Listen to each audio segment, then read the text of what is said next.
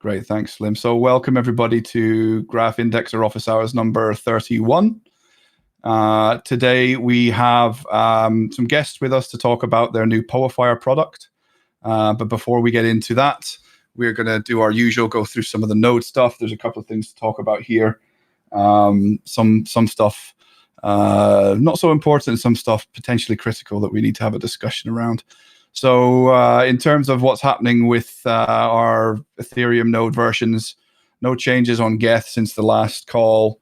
Open Ethereum, I mentioned that, I think on the last call I mentioned that some of us were struggling with a peering issue where Open Ethereum would just lose all its peers all the time, and there was no seemingly no particular reason for why it was happening. And there's an issue open on the Open Ethereum repo for that. Someone has found a temp fix for this, which includes changing your cache size and your transaction queue size. I've put a link in the notes there for anyone who's impacted by this, and I've tested it myself, and my nodes are sitting at over 200 peers right now. So this little fix does seem to work, but hopefully we'll see a more official fix in the near future. On the Aragon side of things, we've got a new alpha. I think Stake Machine or somebody else posted it a few days ago in the Aragon channel. I haven't really gone into any details or anything. Is there anything there anyone wants to discuss? Anything new or interesting?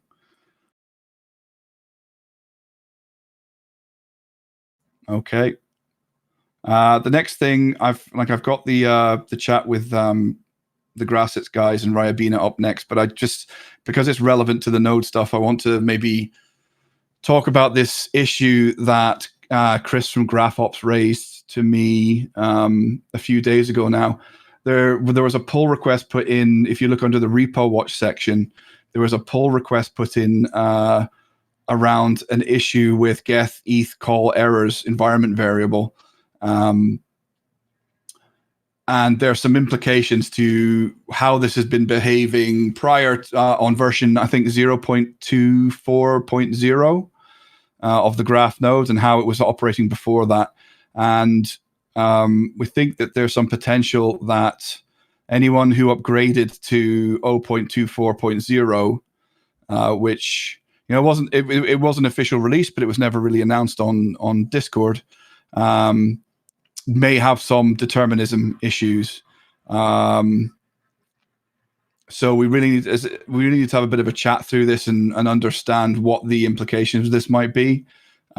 Chris, are you okay to talk a little bit about this? Hey Jim, yeah, sure. I can give an update on this. So yeah, the 0.24.0 update, which was the next update after 0.23.1, which is what I think many people were running before, did introduce some issues. If you're affected, you would have noticed that you had just arbitrary subgraphs failing indexing with a call reversion error or an out-of-gas error. Long story short, 0.24.1, which has been released, resolves this issue.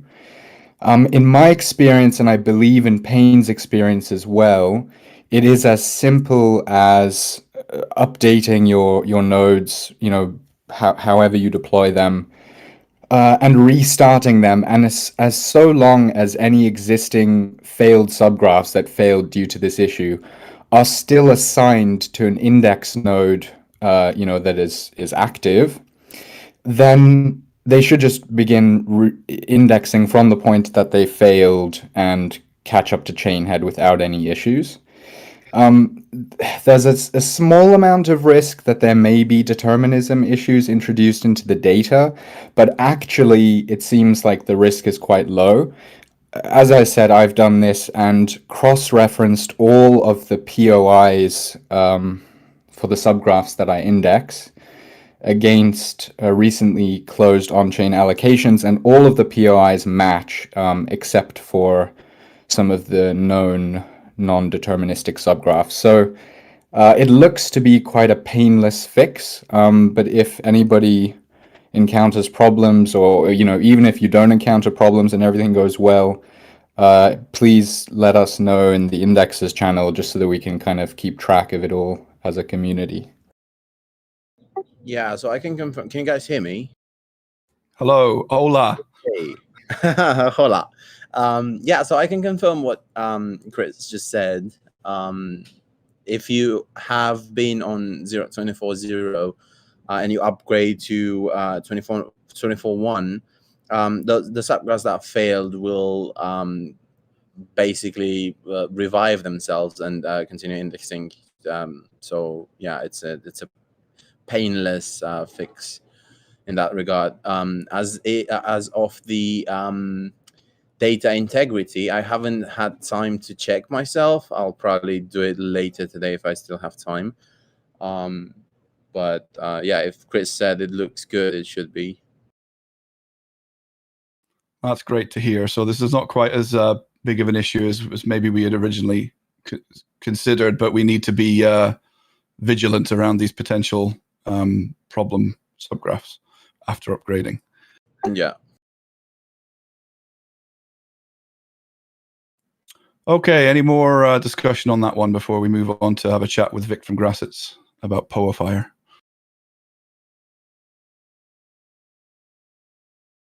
Okay, well, welcome to the call, Vic.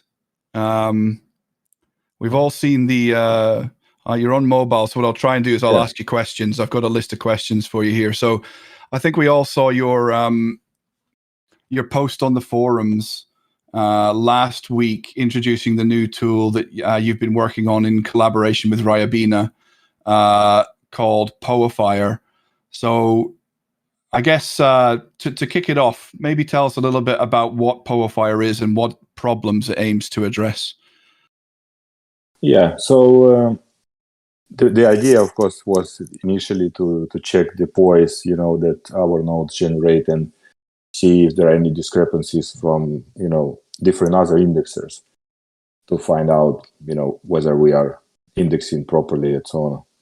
But then when we went with a whole lot of new subgraphs, and those deterministic issues, and especially trying to play with Aragon, and we start seeing that, even for the same indexer node, thinking the same subgraph from, let's say, Aragon and Open Ethereum, the POIs are different. So we had a discussion also with Rabina, like how we can scale, that cross-checking between us and also between other indexers. So we came up with this idea because we were also, and there was many discussions on the Discord forums between you guys as well, and that there should be some oracle or something that we can refer our poise. But then we saw that the oracle is not a good idea as well. So we kind of came to this solution.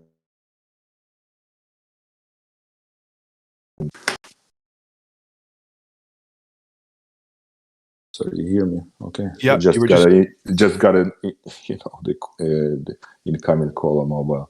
So kind of the consensus, solution for the POIs, where as much, as many as possible indexers are, also subscribing or signing up for the 𝗨𝗨𝗧𝗧𝗧𝗧, and then we can cross-check, for the same subgraph.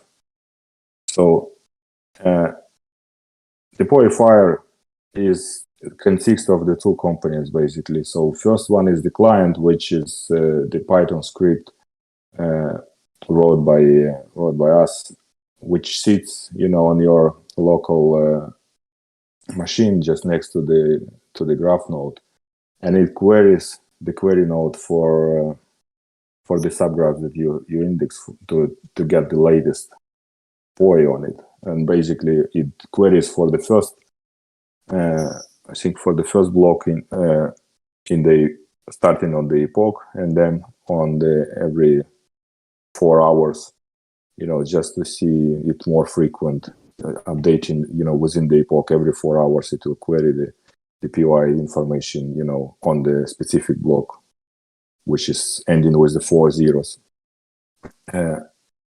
for every subgraph that you index. And then the other server side is that what 𝗨𝗀𝗧𝗧 developed is the database where you go, where you get your key, and then you use that key to sync with that database and upload your POIs, which will then the server will compare with other indexers who are indexing, for the same kind of epoch and same blocks, same subgraphs, and then it will show you whether against it will do the POI against the 000 address, and then it will give you an indication whether your POIs are or your data which you index are consistent with the other indexers as well. And if not, then you can at least start exploring whether you have a problem or whether this is because of the different index Ethereum nodes you're using, or maybe some otherwise. So the idea, obviously, the first is that to understand whether you have an issue or not, before you close your allocation. That's the first kind of an obvious idea. The second one is that we believe with this tool we can also contribute, to the graph development team, if we can early, if we can identify issues earlier on, or on a bigger scale that might not be, visible without that tool. And obviously the last and the major one would be is that we can also give this information or to the project or to the subgraph developers that if they, let's say tomorrow, some of the project will change their subgraph, and deploy the new version of it, and let's say 10 indexers will start indexing it, and all of them are using the POI, we will see very early on that there is an issue, or if there is an issue with the subgraph, and we can report back to the project, rather than serving the queries with the inconsistent data for months, or more. So this is kind of an idea and rationale behind the tool from different perspectives that we think might be beneficial. Got it. Let me ask you a couple of questions I had at the top of my head there. I started running the container, the Python script the other day. So I guess my first question, and I haven't really looked at it since connecting it up. If I just leave it running, is it going to continue to it's going to continue to transmit POI data to the 𝗨𝗀𝗧𝗧𝗧 endpoint? I don't need to sort of cron it or anything like that. It will send the data every 4 hours, and at the beginning of the new epoch. Got it. Okay. And it will be doing it until you stop that process. Got it. The other question I had, and this is really from my sort of naive, very, very basic understanding of hashing and that sort of stuff. So you say that you're hashing the POIs with a 0x0 address at the moment. I assume the reason you do that is because we can't be sharing raw POIs, because that means that that's an attack surface there, right? So I guess this is just a developer question, really.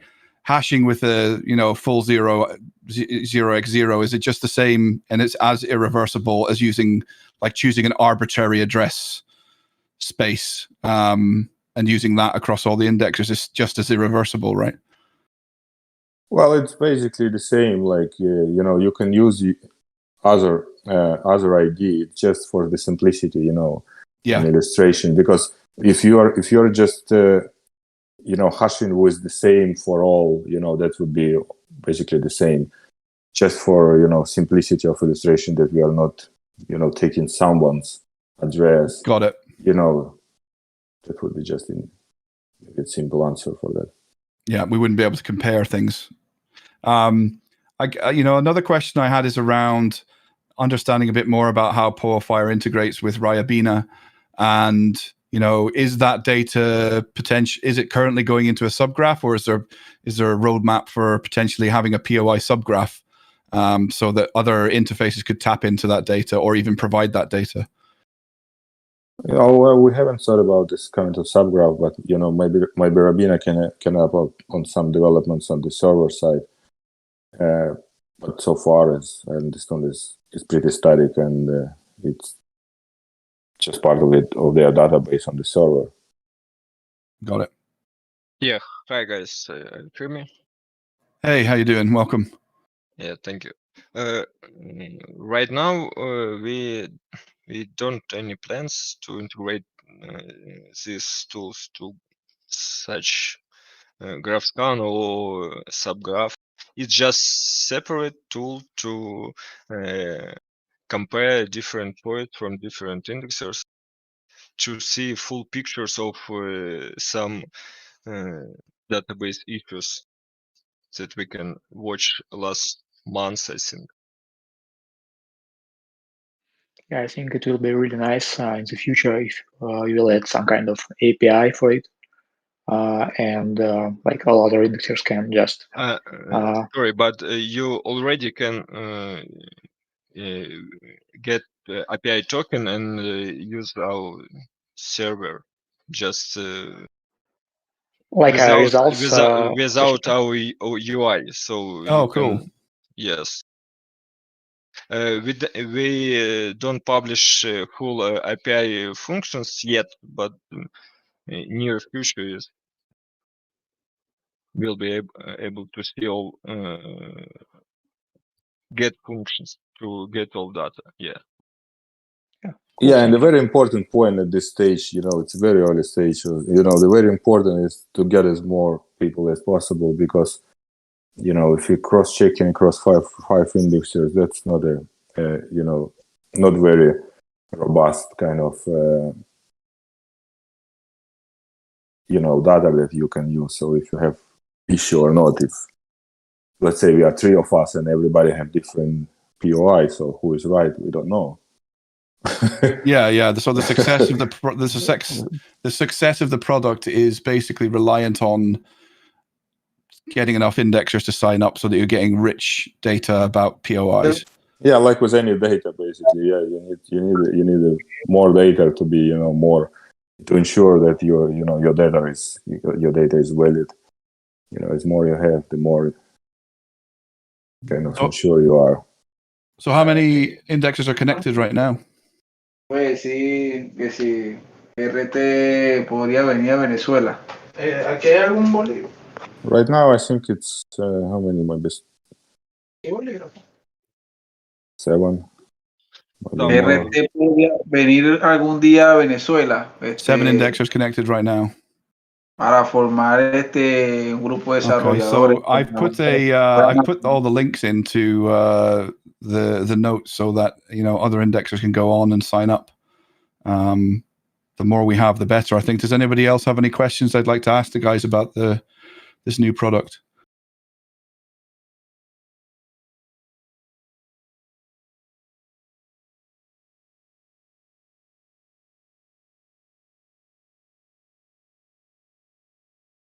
Okay, well, thanks for coming on to talk about it, guys.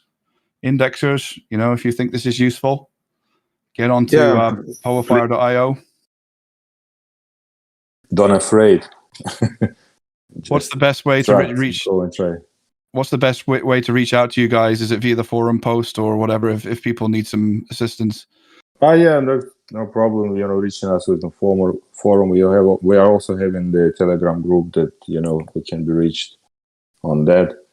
We just launched our website, so if you just go on 𝗏𝗏𝗂𝗃, so you can get to our Telegram group from there as well, or you can send an email to us. I will add also that we also check from the security side this product from the security side, and everything is fine. So don't be afraid, and let's cross-check our POIs. And also Excellent. the client code is, is open, so you can read it through if you have any concerns or doubts.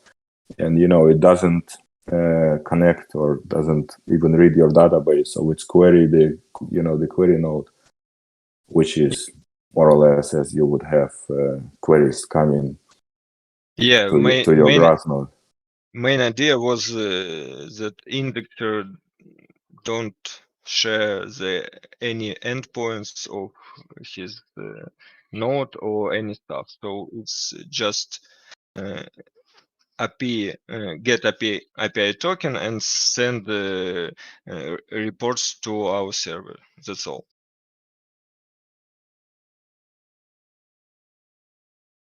Excellent. Well, again, thanks for joining, guys, and thank you for building, such a sorely needed product in this space. I hope more indexers connect to it and we start getting more useful data. I'm certainly using it now every day. I just had one last question when I was looking at my own dashboard. Is it also picking up POIs from off-chain subgraphs, or am I seeing something else in the data that I don't understand? It is that whatever you are indexing, it will be available. It will be sent to the server.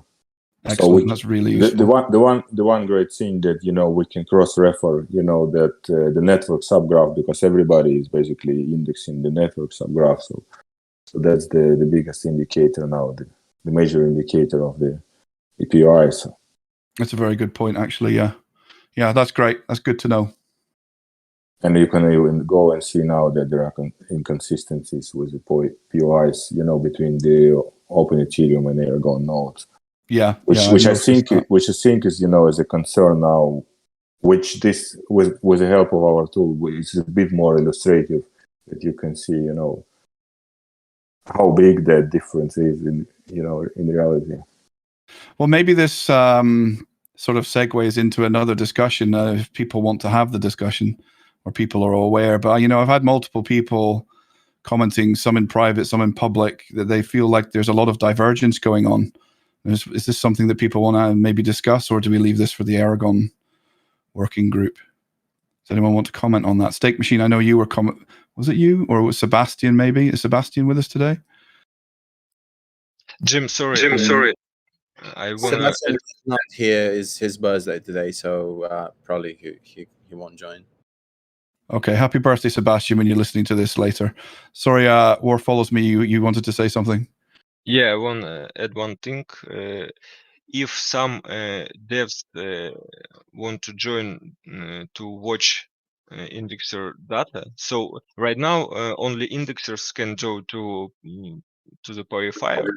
But if some maybe from dev team wants to join, you need to pay them to gratis tech or to me, and we add Ethereum address to our waitlist. So yes, that's all. Okay, so what you're saying is that as it stands, only indexers who can, sign a message maybe with an indexing address, an operator address, or one of the related addresses can see the data. Only beneficiary, operator, or indexer itself. So only 3 groups can join. Got it. Automatically, yes.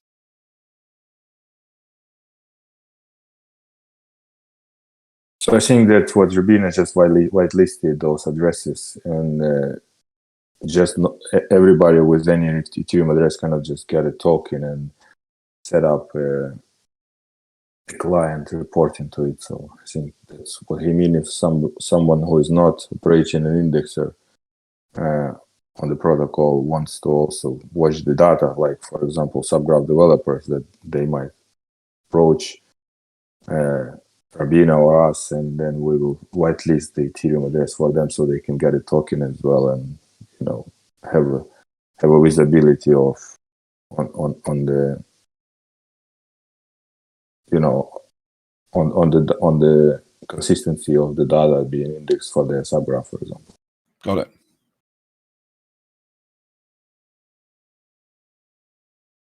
Okay, maybe let's move on then to all of the excitement and activity that's been going on in the forums. There's a lot of stuff in there, new topics, old topics that are getting updated. I've just picked out a couple as maybe discussion points for this call. The first one is Oliver's pulled out the index or cut simplification proposal from an existing thread to make sure that we can try and get some consensus around whether or not this is something what people want to see happening. We've had a lot of very positive support for it in the last week. Oliver, do you want to talk briefly about this? Yeah, it's been awesome to see. It's turning into a great success story. So thank you for everyone that has provided feedback. Even if you have just liked the original post, that too is a form of feedback. And we received a ton of them. So that was really the type of support that we needed to hear that hasn't come through in the past. That's why I created the post. So again, thank you, everyone. And you have my commitment in making sure that that is heard by the core dev teams as well. And very strong signal there. Thank you. So there was a lot of interesting discussion there as well, Oliver. I picked up on Mike from Lunanova's post where he talked about some of the nuances of the old mechanism versus the new mechanism. And one thing that he brought up was, in the old mechanism, you could essentially go negative with your cuts, right? So you're subsidizing your delegators in a promotion, or maybe you want to subsidize them because something went wrong. And in the new system, the baseline for how much you can give your delegators would be 0%, right? And he Go ahead.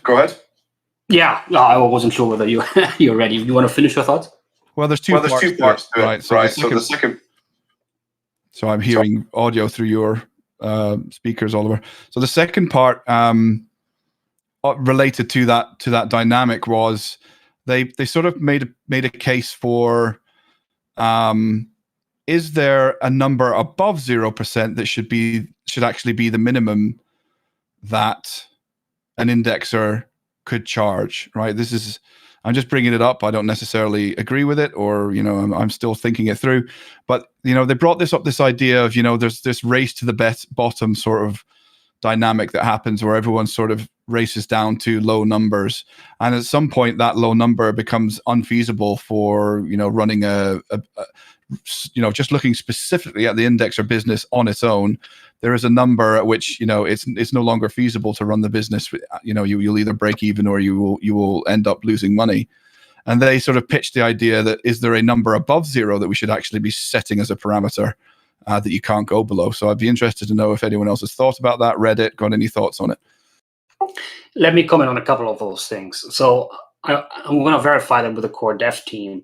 I don't know if the conclusion is correct that right now the proposal would implement a floor of 0, because I think that you can also put in a negative number in the new design, but I will have to verify that. As for the second piece on the ordering on the Explorer based on the rewards percentage, I would refer to the latest post around the decentralization, the stake decentralization that introduces a decentralization cut as well as a reputation cut. And based on that logic, it needs to be sorted by stake, otherwise the grouping wouldn't make sense. So I will post a more detailed response on that in the forum. Okay. Does anyone else have any immediate thoughts on the idea of putting a floor on commission in the new system? A floor above 0. First impressions are I don't like this. I feel like that's market intervention. Yeah. And I don't like the idea of giving, additional controls. Yeah, I don't know. I think the market is supposed to price that. Yeah, that was my initial thought too, Chris. It's just a pity that Pete or Mike aren't on today. I should have probably pinged them to ask them to come on. But guys, if you do listen to this afterwards, it'd be interesting to have a conversation about that on the thread or elsewhere. But yeah, that was my initial thought too, Chris. I feel like it should be in the hands of the indexer themselves to make that decision about that number. Let the market decide. I'm also wary of us stepping in front of, roles or forces that are meant to be what's determining things. It's the same with our other topics, where sometimes we walk the line of stepping in front of making choices that curators should be determining as far as signaling goes and things like this. So I feel kind of like Chris as well.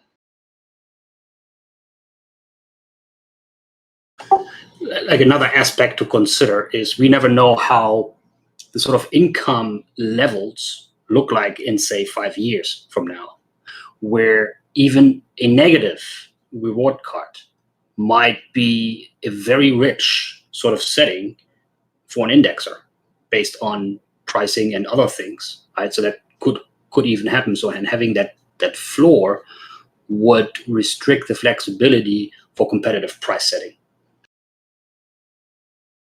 Yeah, so token pricing and query business, those two are, sort of unknowns. We need to, you'd have to model those sort of things to see what the impact of putting a floor, what would be the restrictive implications and what would be the benefits based on various different prices and query business, because that's ultimately where we're going, right? The query business side of things should be much bigger eventually than the reward side of the business.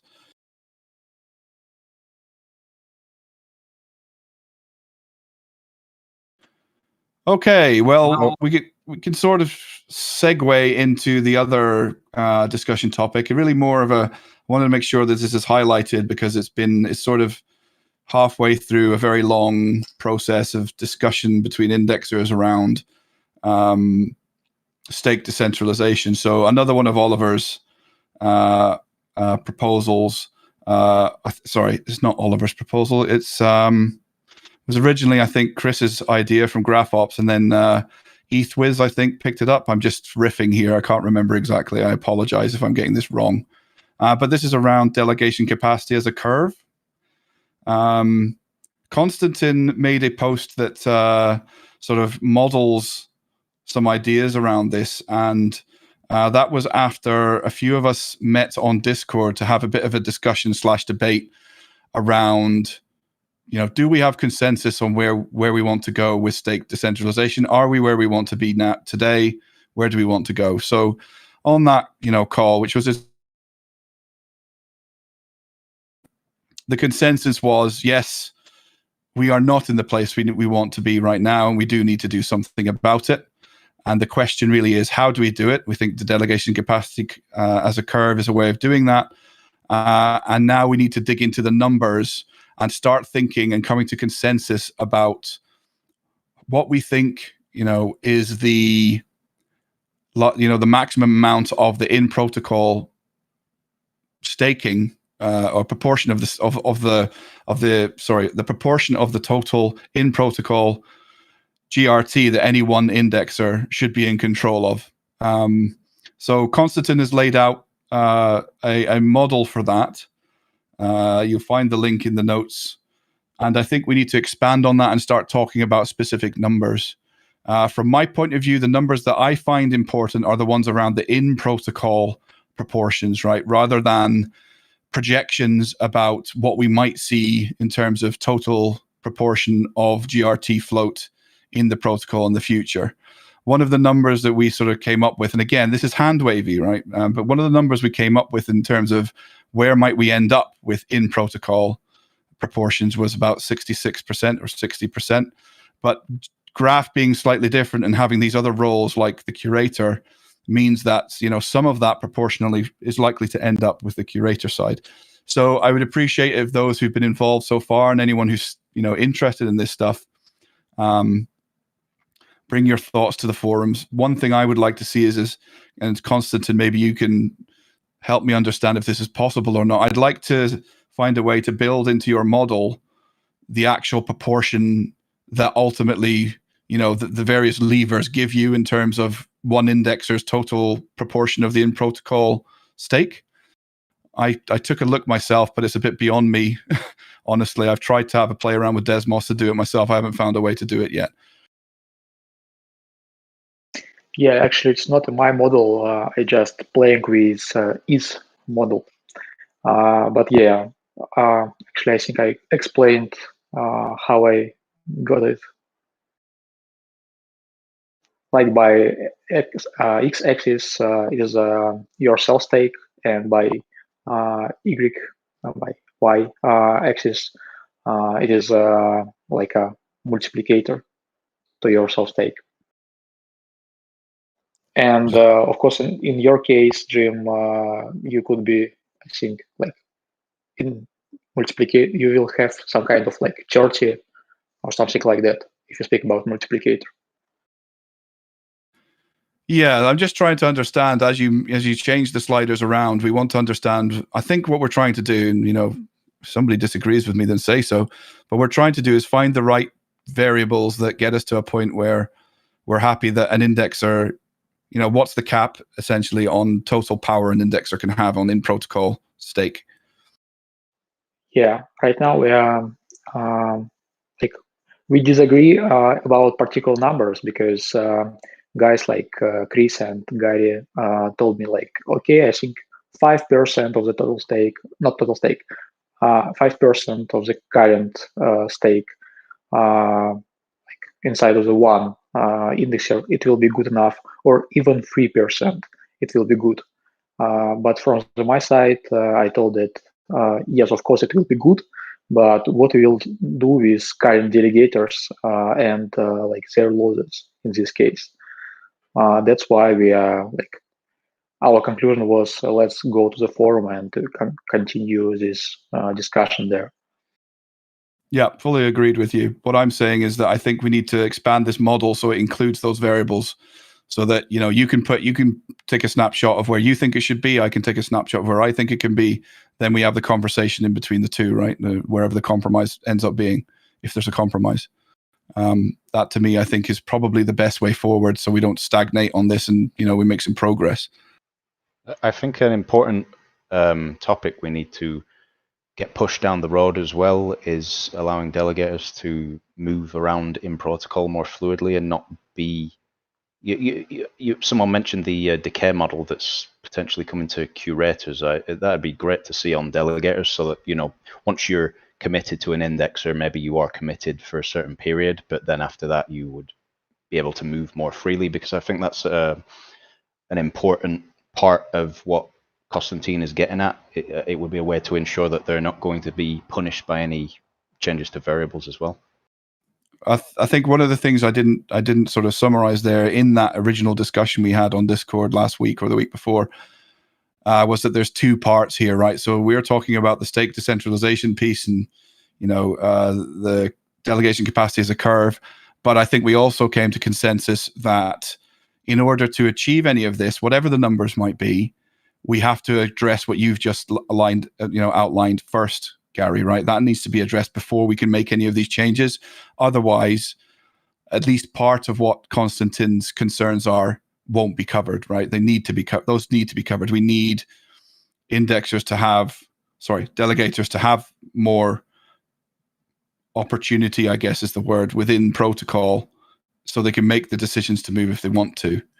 Yeah, more freedom ultimately, and I think that would kind of make things flow in the direction we want them to, whatever the variables we end up landing on. But it's like you say, we shouldn't let this topic stagnate, and we should get some momentum behind it. And I think that topic regarding delegators is also something that has been left to kind of linger a bit too long, and we need to pick that up and get that pushed down the road. I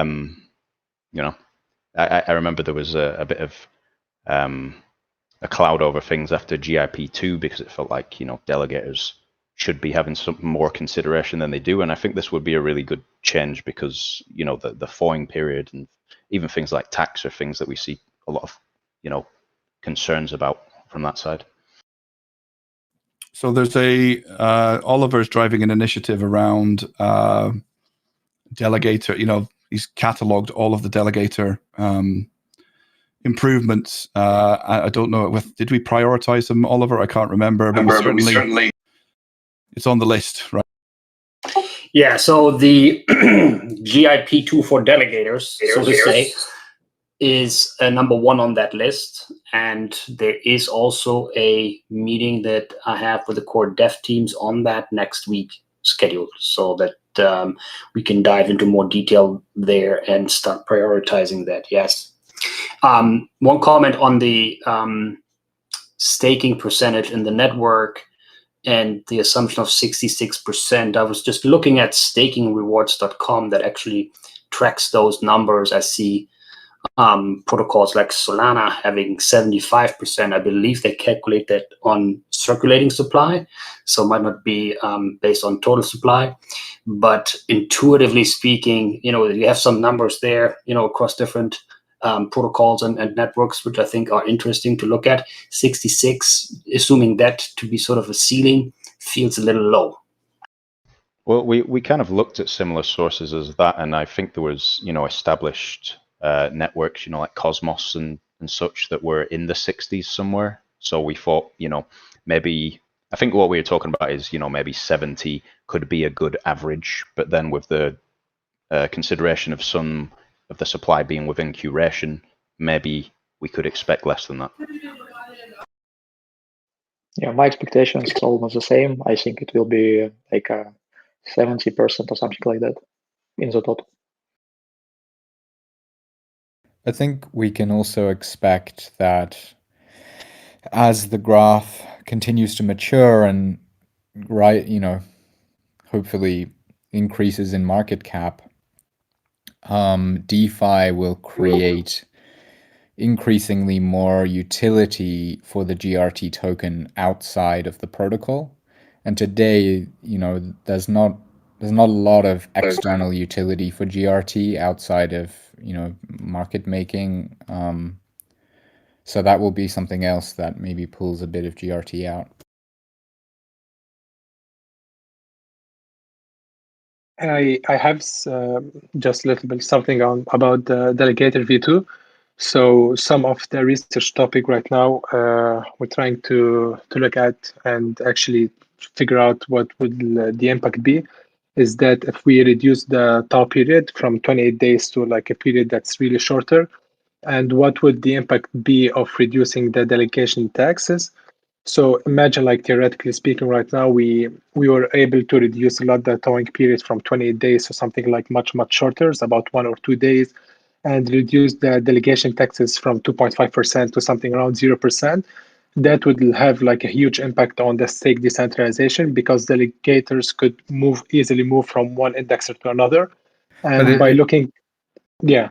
It would also break the protocol economics at the same time. Like we cannot really shorten the thawing period without also shortening the like at the very least the number of the maximum age of an allocation in epochs, or epoch time. But effectively, like the only way to do that is to decrease the cycle time of the whole system, because we can't have the thawing period be less than the maximum cycle time. Otherwise, you effectively allow GRT to be double counted within rewards distributions. And the problem with decreasing the cycle time, right, whether it's through maximum allocation length or epoch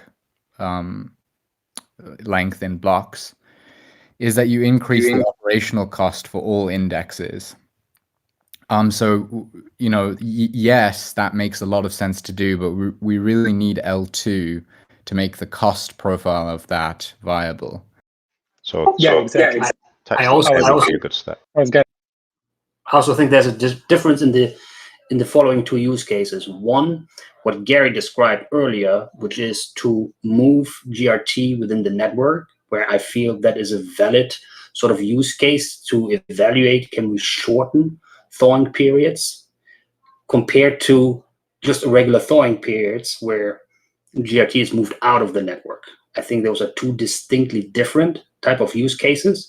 And as far as the latter is concerned, I think the design intent has always been delegation to be a longer term play.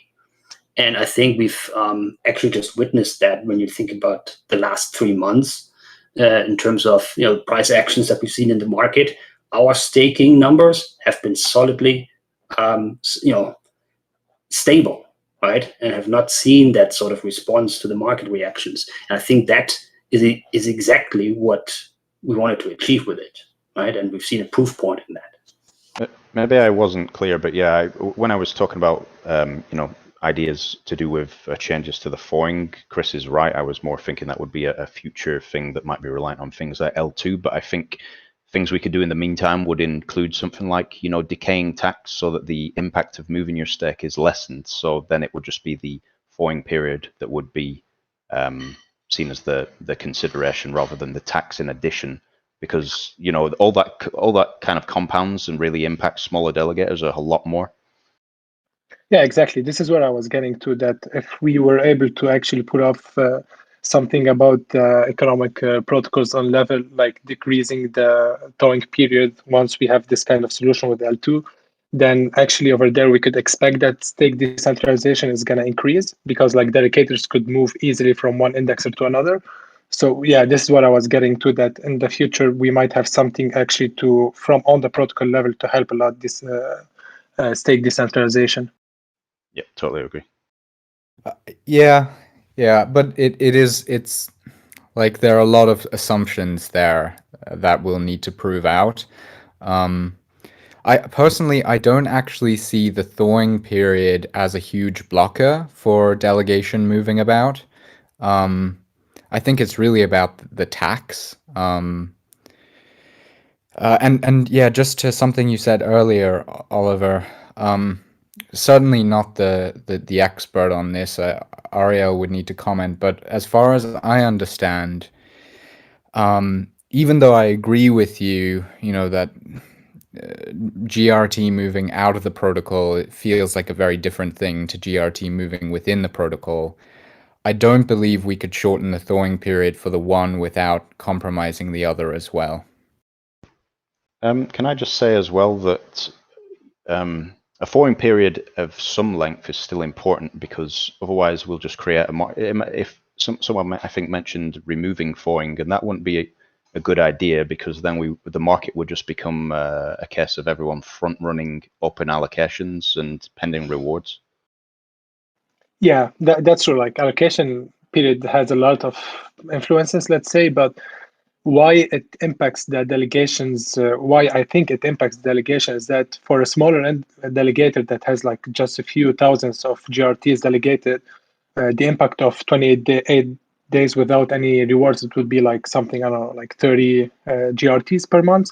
But someone that has like a lot of delegations and knowing that they're going to be losing the rewards for 28 days, that could be like a huge amount of GRT.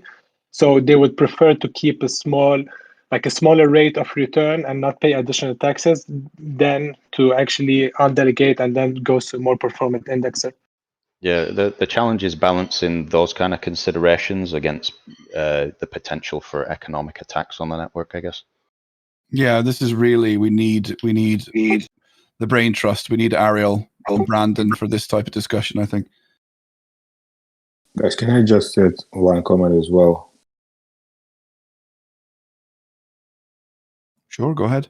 Yeah, just I think the decrease in the town period is not really feasible with the indexing specifics and allocation, because that will really decrease the allocation time, and I don't think it's a good idea even with maybe a L2 solution, because if you stick with the subgraph and you're serving the query for it, you will be better off of keeping the allocation unless you will be multiplying those parallel allocation and so on. But in terms of the tax, what I think is maybe the good idea is to introduce a kind of a protocol approval when you do the delegation, and then you define how much what's the value you want to approve, and you pay tax for it. And then once you did it with your wallet, you don't pay any more tax when you move, for example, from one indexer to another indexer with the delegation, delegating all along, your lifetime with this, specific address, rather than paying a tax on every time that you delegate. So a tax as you go in and a tax as you leave, sort of like a tax when you go in, and then you play in the playground with no other taxes, and then you let's say you approved let's say your 100 GRT to be delegated. You pay tax on it, and then you can redelegate that 100 GRT for how many times you like without paying any more tax. If you want to put another 100 of GRT for delegation, so then you will need to approve another 100 of GRT and pay tax on that difference. But then you can be free to to use the delegation or move the delegation across the protocol, for the lifetime as well. So basically, you're paying tax only once for the particular amount of delegation. Rather than like making delegation something like we have right now with indexers, like you delegate globally and then you allocate towards indexers. What he's describing is something we saw in testnet, where funds would be introduced to the protocol and then they're defined as in protocol and can be moved around freely. I'm not sure. I can't remember the reasons we didn't end up with that on mainnet. I do remember. No, it always worked to. It always was like you delegate towards certain indexers, not globally. No, we had an in protocol feature though as well, didn't we? But I can't remember exactly how it worked. Protocol was just a number showing how much you have in protocol in total. We never had to. What I'm saying is that similar to the DeFi project, for example, if you want to swap your coin on Uniswap or otherwise, you approve to use the certain amount of coins that you can use with that protocol. So if you do the same with the graph and then paying tax once, and then you don't pay any more taxes since you approved for the specific amount. Actually, you know what I mean? Actually, we already have functions like undelegate and withdraw. Maybe between these two functions, delegator can redelegate to other indexer. Maybe. I think it's it's good to be discussing ideas and figuring out different approaches, but it's worth remembering that like all of these points of friction, like tax sucks, delays suck. They weren't put there, for the sake of it. They're there primarily to meet a set of like to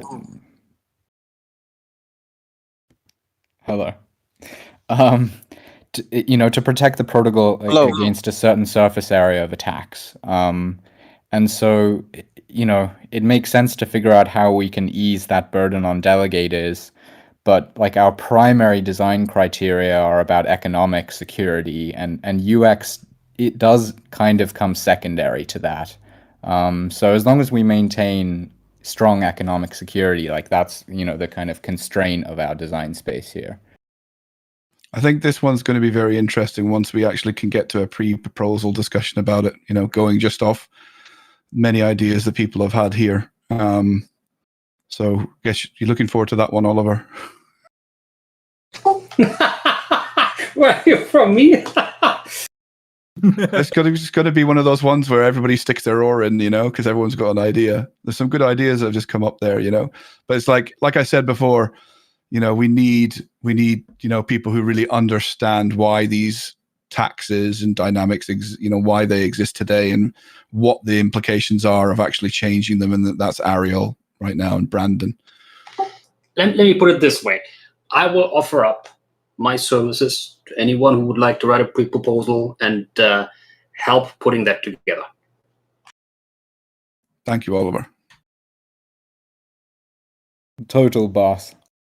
I think the easiest path we could take was to finish up with L2 migration, and then we have like all the plethora of things we could change again, like around allocation time and all that sort of stuff. At least in my opinion, that's the easiest path I could see. Bring on L2. Yeah. Arbitrum's great, by the way. I've been playing with that a lot. Anyway, we're about out of time here. Is there anything? We've got a couple of minutes left in case there's anything anyone wants to raise awareness of. Anything anybody wants to pitch in the last couple of minutes? I think Arbitrum is down today, right? The sequencer went down for about 20 minutes. It's back up. It was back up within about 20 minutes. But it does reveal that there are, some of these protocols do have certain centralizing features about them some people weren't aware of. Okay, so I guess we'll leave it at that, guys. Thanks everybody for your contributions today. And we will see you next week on Office Hours. Bye. Thank you. Thanks, guys.